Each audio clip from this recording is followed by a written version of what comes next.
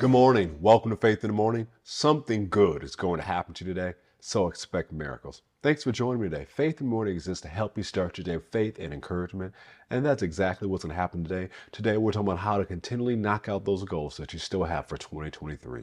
Let's get started today with our Faith Family Confession. You can find it in the show notes and on Apple Podcasts and Spotify, in the description on social media and the Faith Plus app. Say it with me. Say, I'm the salt of the earth. I'm the light of this world. Jesus said it, so I believe it.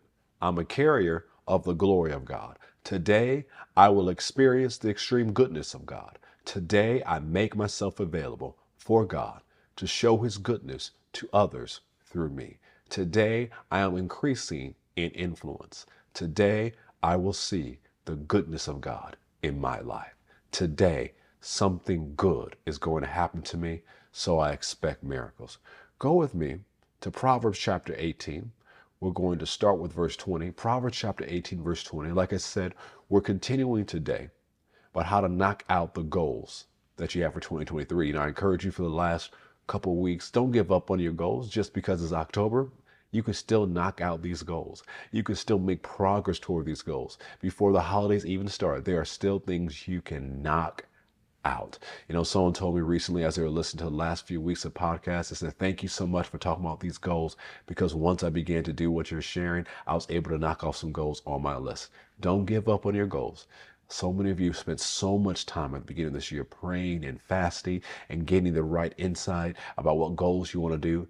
You prayed and fasted too much and worked too hard to give up on your goals. So I want to share with you more today and for the next few days about how to knock out these goals. Proverbs chapter 18, verse 20 says, a man's stomach shall be satisfied from the fruit of his mouth, from the produce of his lips he shall be filled. Death and life are in the power of the tongue, and those who love it will eat its fruit.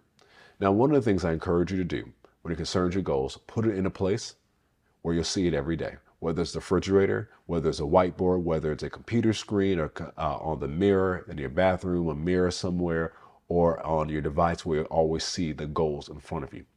You want to see it every day. I encourage you to match it with the promises of God concerning those areas, what God has promised you concerning those areas where you set goals. Now, remember, all of these things we covered, you can find this on previous episodes on our podcast as well as on our Faith Plus app.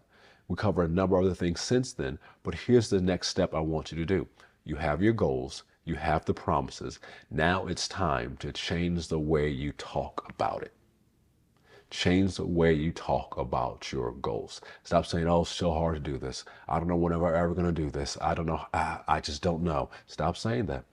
Because if you really believe that God's going to help you get these things accomplished, you need to talk like it. That's one of the reasons why we have our Faith in the Morning confession we start the day with while we're saying these things, because your words direct your actions. Your words direct your day.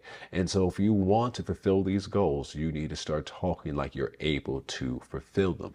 Here's what I want you to do. Now that you have the goals already written down, now that you have promises with them, I want you to go back over these goals and say that I'm able to fulfill this goal because, and then you say the promise of God. So if you're saying that, I'm going to have a better attitude no matter what, you could say, I'm going to have a better attitude no matter what, because I can do all things through the anointed one, Jesus, and his anointing.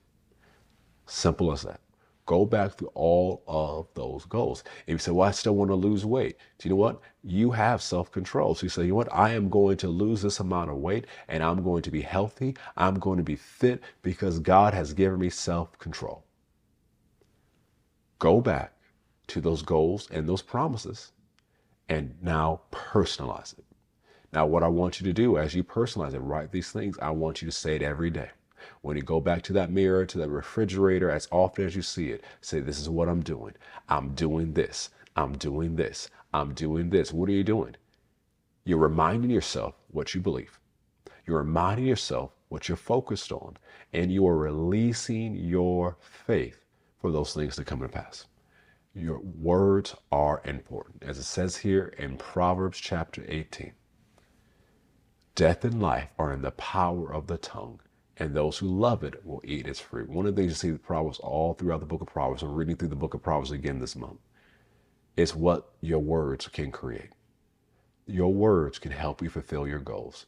So make sure you're not talking against the goals, but make sure that the words of your mouth are lining up with the prayers that you're praying and are lining up with the goals you're believing to come to pass. Well, we're out of time.